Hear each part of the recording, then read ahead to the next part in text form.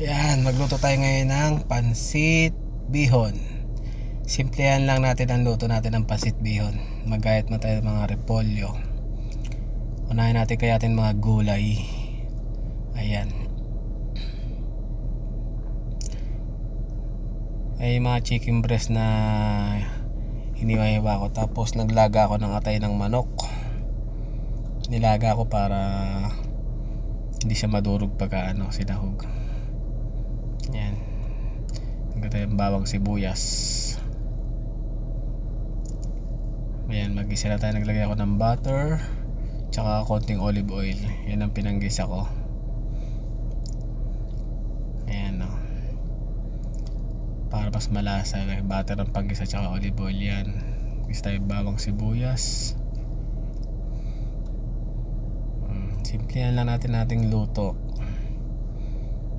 Ayan yung chicken breast nating hinimay, hinayat, hiniwa. Isang kutsa lang natin mabuti yan. Ayan, tingnan natin kung okay na. Ayan diba? Tapos lagyan natin ng pampalasa.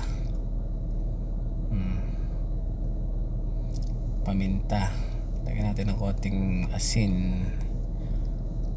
Kasi maglalagay tayong toyo dyan, kaya hindi pwedeng maraming asin, baka umalat Ayan Tapos mag-add tayo ng konting gulay. I-mix na natin yung gulay dyan. Ayan. Mag-add tayo ng konting tubig.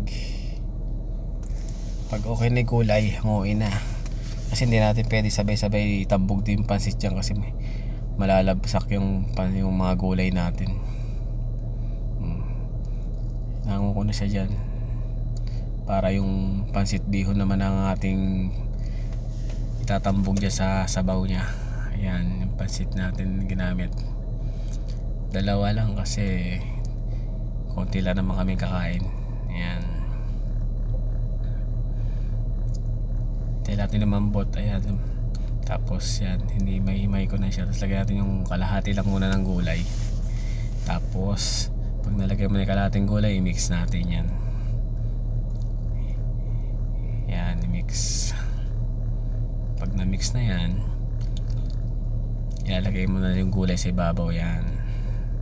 Yan yung natirang gulay. Tapos tatapik sa atin dyan sa ibabaw yan. Tapos ay yung nilaga kong atay lagyan natin sa ibabaw. Tapos kalat-kalat natin ganyan. Diba? Simpleng pansit bihon. Ganyan lang kasimple ang luto ng mga Pilipino. Kasimple lang yan. Ayan, lagyan natin ng celery. Yan, pampabango.